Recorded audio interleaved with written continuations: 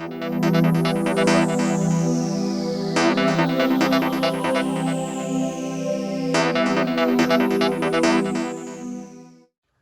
guys. Yeah, I'm making this video because in the past 6 weeks, as a class, we've been going through the book 12 Ways Your Phone is Changing You. I know some of you may not know it, but some of you have read it probably. But yeah, I'm just going to give you some insight on the things that I've learned from the past 6 weeks because we've done about like 6 chapters, I think. So yeah, let me just go ahead into it. I'll start from chapter 1, where the title is We Are Addicted to Distraction. So what I can say about this, like what it basically says is that we have made our phone the center of our lives. And this is not surprising per se, because like nowadays you can do for everyone, or if not most people, you can do like all of your tasks or most of your tasks just from your phone. You can even make money from your phone. So like, yeah, it's not surprising why you can make the center of your life. But what this does is that it has some psychological effects, because like the habit of procrastination also comes from, because like instead of doing work that you're supposed to do, you just get your phone so that you can keep to yourself.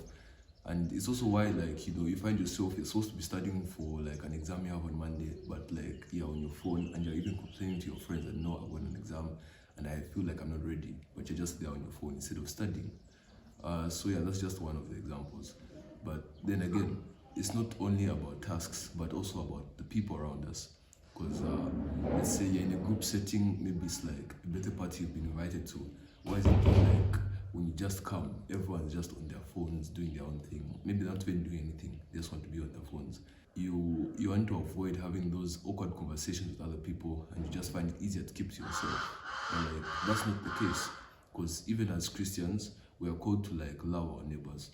So how you love them if like you're not even trying to engage in conversation, knowing how they are, and trying to help them where they need some help.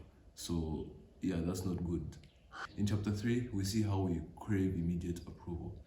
So I can give an example of our social media lives and our social media setting.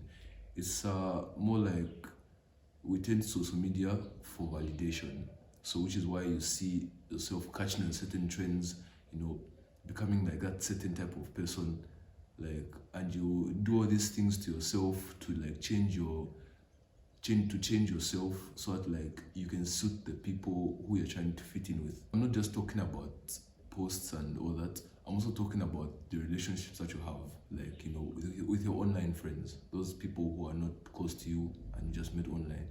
So the problem with having a lot of online friends is that you don't show them your true self. You show them some version of yourself that you created online, which you'd like others to see. So which is probably why you don't share a lot of secrets, or most of the things that you do in secret or when you're alone. But like as Christians, you're called to have accountability, which you don't have like with your online friends. So that's another problem. In chapter 4, we see that we lose our literacy, and like the writer gives an illustration of a survey that was taken to people that were reading something online, like on their phones, and people that are reading it from a book. They realized that though the people who are reading online, they read faster and they came out with a certain level of information. The ones who read with a book took longer, but they came up with more things to say and they came up with more information from what they read. This is not supposed to be, this shows us something about it. Chapters 5 to 6, you see the writer talking about us becoming what we worship. This just means that like we identify with what we worship. We are like mirrors that reflect on our environment. So in our case as Christians, it's either we worship God or we worship idols. So I like what the writer said when he said, if you choose to worship an idol, you become like them. So therefore, you become spiritually powerless, deaf, mute, and silent. So the question that you can take home with you today is, which one would you rather worship? God or idols? I hope you liked the video. And I suggest that you would read the book yourself. So the name of the book is 12 Ways Your Phone is Changing You.